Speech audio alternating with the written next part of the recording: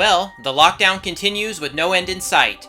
My hair's growing out, my beard's growing in, and I now get winded walking from the couch to the refrigerator.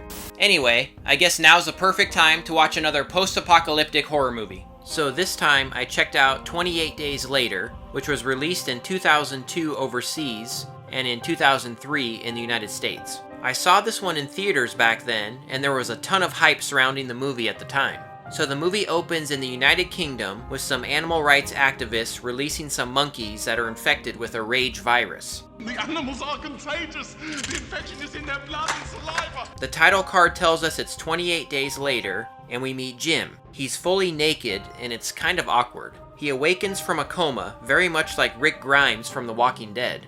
As he explores his surroundings and the deserted city, we get an entire sequence that is just fantastic, and it really is even more powerful now with everything going on. Just like all the scenes coming out of the United States and all over the world right now, everything is eerily deserted. I never would have thought that when I first watched this, all the way back in 2003, this entire sequence would really become a reality.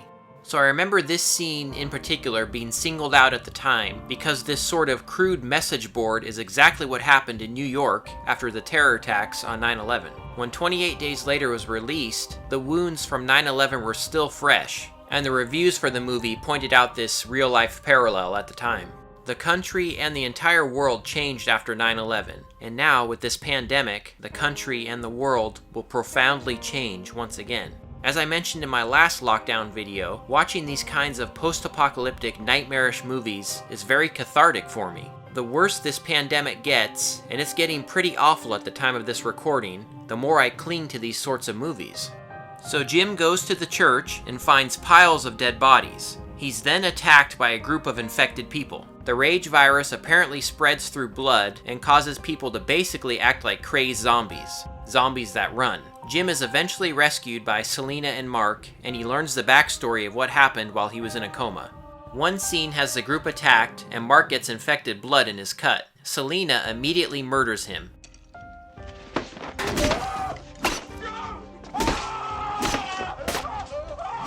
Brutal stuff.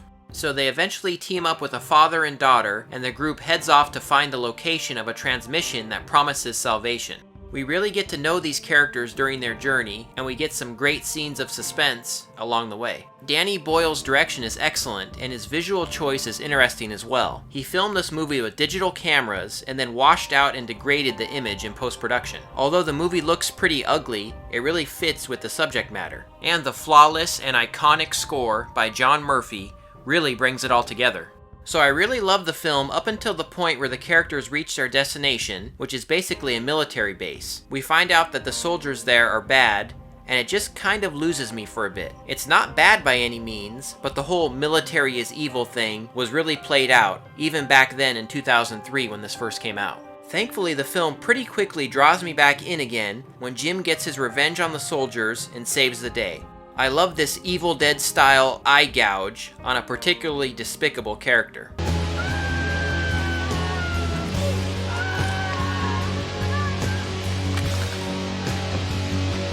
But again, the movie is by no means bad when they reach the soldiers. It just wasn't as interesting to me personally as the stuff that came before it. And like I said, Jim's revenge on the group is great and very satisfying for the audience. It's good stuff, it really is. So as I mentioned before, there was a ton of hype surrounding this when it first came out. I remember being a little annoyed by all the hype, especially with the obvious inspiration from the George Romero classics Dawn of the Dead, Day of the Dead, and The Crazies. But I think I was being way too hard on the movie at the time. And watching it now, it really holds up. There was a sequel that I haven't seen in years, but I remember really enjoying it.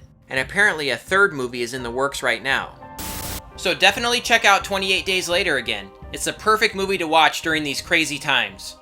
And as always, stay safe, and until my next transmission, this is Steve, signing off.